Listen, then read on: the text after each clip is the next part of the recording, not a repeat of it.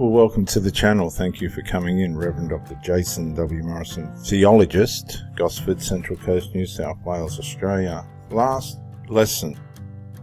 And press like if you come in and comment, leave me your experiences, if you please, to build this channel, build this community. Despite their desires, the lazy will come to ruin. Despite what their desires are doing, the narcissist, the sinful person, will come to ruin. They know ruin's up ahead, but their desires are more important. This is what we learned in our last lesson.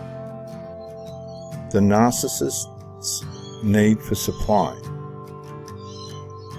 and the consequences of what happens to them because of that supply leads them to ruin. I've got mates at the gym that come in, oh, we got out on the cocaine and I met this girl, and did you ever see her again? No, I don't care about her, I don't want to see her again. These people end up in ruin, but they get their desire. It's all about supply at that time. These people are earthly, soulish, and demonic, the Bible says. Their laziness towards their morality leads them vulnerable to ruin. Okay? These people are mockers, proud, haughty, and have boundless arrogance. Their arrogance ruins them.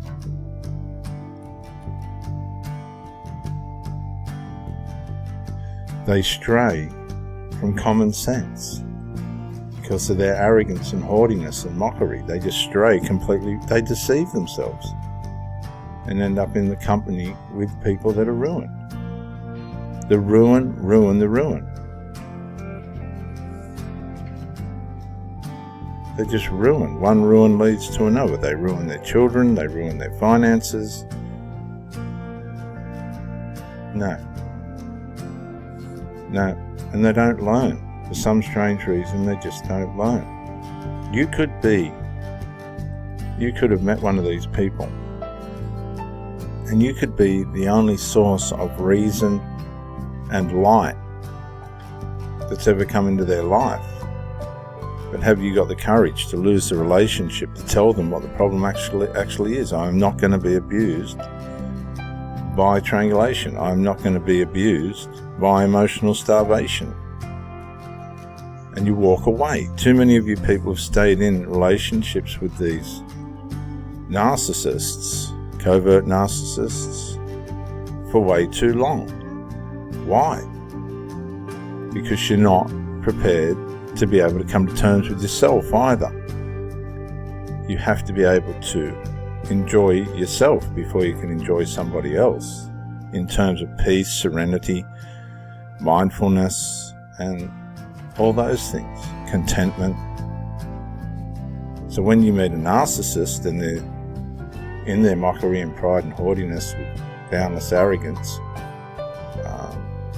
and straying from common sense at your expense, right, leading you along to being part of the company of the dead, not giving you the joy of justice within your relationship to get things right because they're terrified of it. They don't want commitment. They'll hang around as exclusive, but there's no commitment. There's no real emotional connection or involvement. It's all about supply. How long are you going to give them their supply?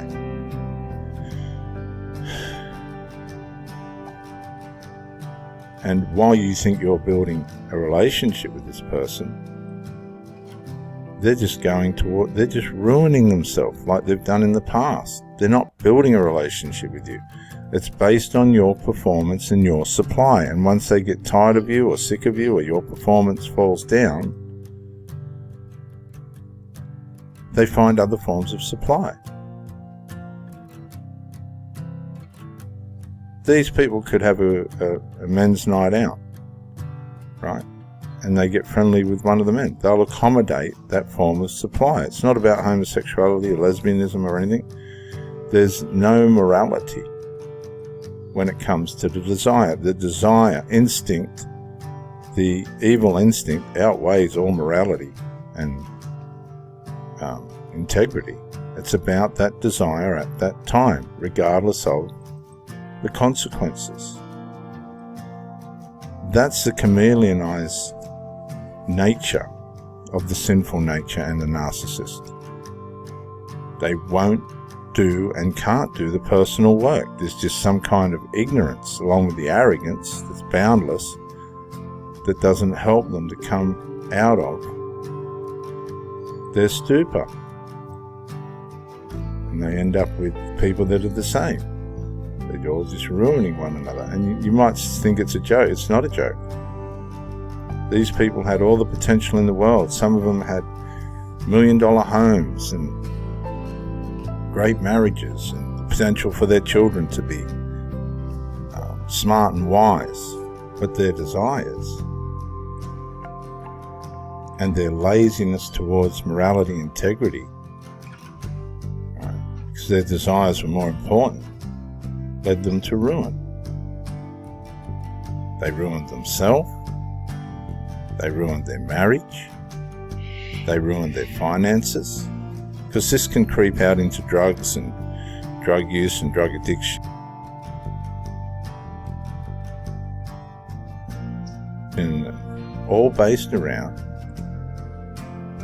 their sinful desires, their evil desires, their supply. I need my supply and I'll do whatever I have to get that sensation.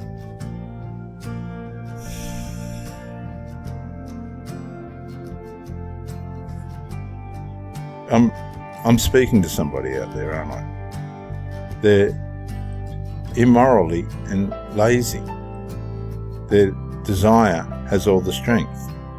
And despite what these desires do to them, and they know what they do to them, they just continue on the path to ruin. That's what the narcissist does.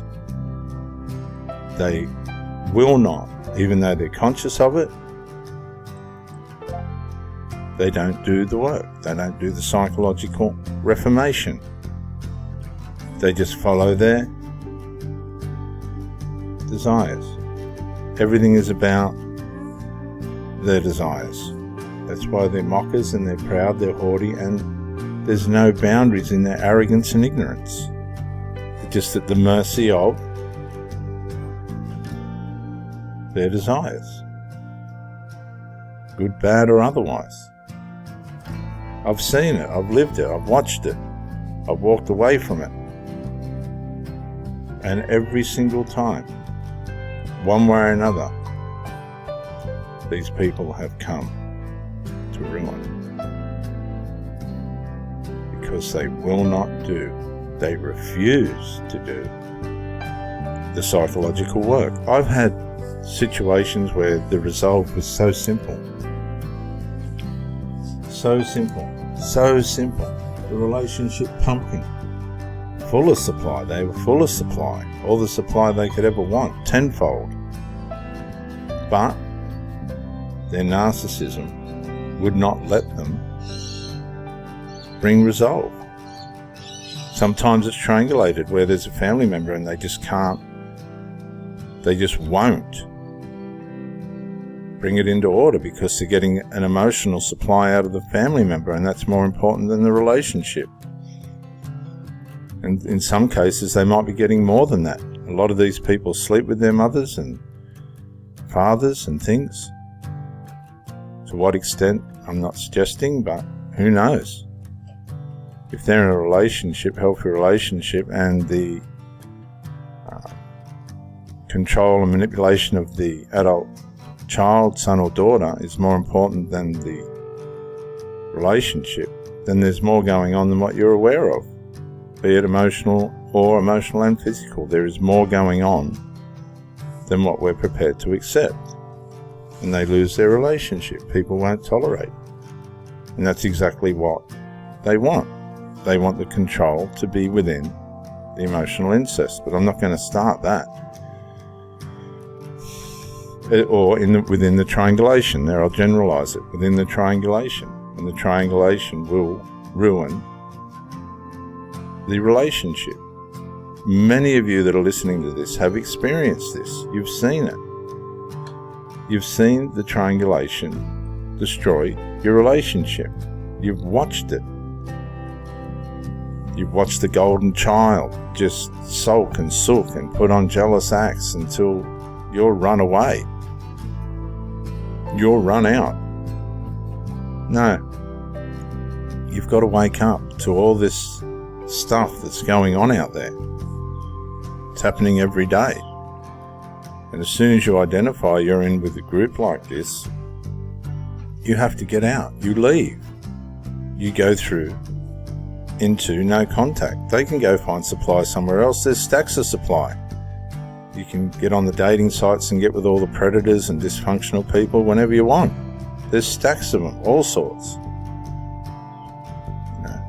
Don't go through the agony of what these people can do to you. It's not a relationship. You are just a form of supply. That's all you are. And that's just, we haven't got to the next verse. It's such a deep part of the narcissism. Despite the consequences of their desires, the narcissism who's within them, the laziness towards morality and integrity, which builds things in life and prevents ruin, is irrelevant. They just go straight on down to ruin. And they think they can take... I've said to my partners that have gone into narcissism, I said, you're not strong enough to ruin me. And they don't even know what you're talking about. In the soul, but in the spirit they do, because their spirit's working in them to try and bring you down to where they are. But when you're aware of all this, when you have the wisdom, you conquer the city of the narcissist and you level the fortress in which they trust. And the fortress in which they trust is your ignorance. But if you're aware of how these people work, once they try and bung on the devalue system where they're just draining you of supply and emotionally starving you, and they've got all their unresolved and things manifesting all around you, and you got yourself and your family members that stand there going, what the hell are these people trying to do? You just watch, just see, and then when it's time, you tell them to go. They've made a complete fool of themselves. They've made mockeries of themselves. And they're just off on their ruin somewhere else. We'll have to come to verse 26 in the next talk. Sorry about that, viewers, but that's such a powerful verse. Proverbs 21 and verse 25, for those who want to look it up. I'm Reverend Dr. J.W. Morrison, theologist. Thank you for joining me, and bye for now.